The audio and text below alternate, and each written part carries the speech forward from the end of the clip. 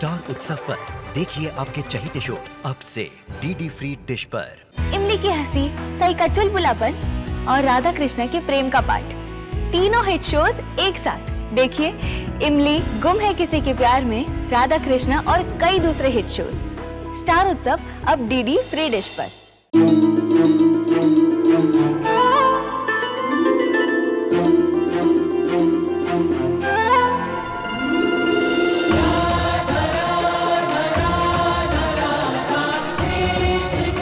उत्तर प्रदेश की ब्रजभूमि से आरंभ हुई वो प्रेम गाथा जिसने पूरे जग को समझाई प्रेम की परिभाषा।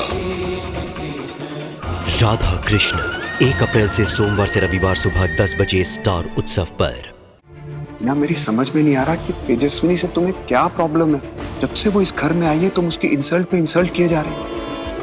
वो बेचारी तो तुम्हें मनाने के लिए तुम्हारे कमरे तक भी आई थी। तो मेरा कमरा कोई बॉर्डर पे नहीं है कि बड़ा हिम्मत का काम किया है उसने। सब दिखावा है विनू। और तुम्हें उस लड़की से इतनी हमदर्दी क्यों है? मेरी तो ये समझ में नहीं आ रहा है कि इस शादी को तुमने एक्सेप्ट ही कैसे किया। जिस लड़की के बाप की 2 शादियां हुई हैं, जिसकी पैदाइशी सवालों के घेरों में है, उस लड़की को इस घर की बहू कैसे मान लिया तुमने? नील ने पूरे रीति रिवाज के साथ उस लड़की से शादी की। हम माने या ना माने वो हमारे घर की बहू है। और ये तुम क्या कह रही हो कि उसके बाबा ने ये किया वो किया। चलो मान लेता हूँ उसके बाबा से बहुत सारी गलतियां हुई हैं, लेकिन अब वो इस दुनिया में नहीं है। तुम क्यों उन्हें दोष दे रही हो?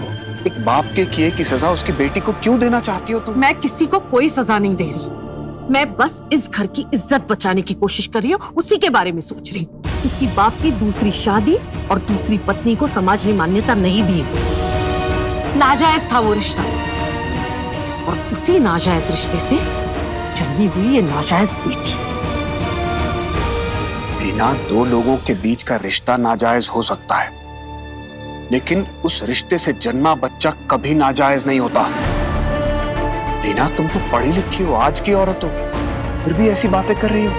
पहली बार तुम्हारे मुंह से मैं ऐसी बातें सुन रहा हूँ, और ट्रस्ट मी, मुझे बिल्कुल अच्छा नहीं लग रहा है, क्योंकि ऐसी बातें तुम्हारे मुंह पर बिल्कुल सूट नहीं कर रही है। किसी के लिए अपने दिल में इतनी नफरत नहीं पालनी चाहिए कि फिर प्यार के लिए जगह ही ना बचे। अब मैं तुम्हें कैसे बताऊं विनोद कि मुझे इस लड़की से इतनी नफरत क्यों है। जब भी इसे देखती हूँ मेरे सामने मोहित का चेहरा आ जाता है। मोहित मेरा पहला प्यार था, लेकिन जिस तरह उसने मेरी फीलिंग्स को कुचला, मेरी मोहब्बत को ठुकराया, मेरी बेइज्जती की, मैं आज भी नहीं भूल सकती। हाँ, मैं तुमसे प्यार करती हूँ, बहुत खुश हूँ इस घर, इस परिवार में, लेकिन इस लड़की के आने से मेरा वो बरसों पुराना जख्म फिर से हरा हो गया। मैं इस लड़की को अपने बेटे की पत्नी और अपनी बहू के रूप में कभी एक्सेप्ट नहीं कर सकती, कभी नहीं, मरते दम तक नहीं।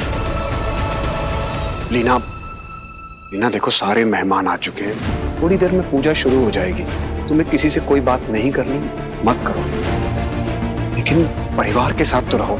मुझे कहाँ होना चाहिए और कहाँ नहीं होना चाहिए ये भी अब तुम बताओगे मुझे विनोद।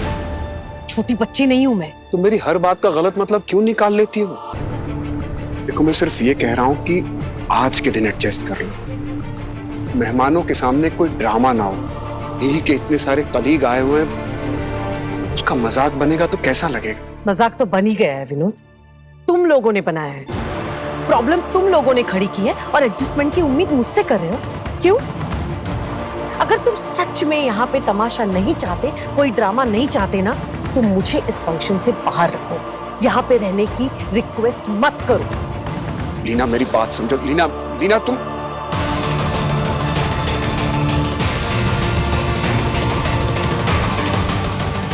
घर की अशांति पता नहीं कब दूर होगी। तो बिल्कुल भी बर्दाश्त नहीं हो रहा। मैं इकलौते बेटे की शादी को एंजॉय नहीं कर पा रहा हूं।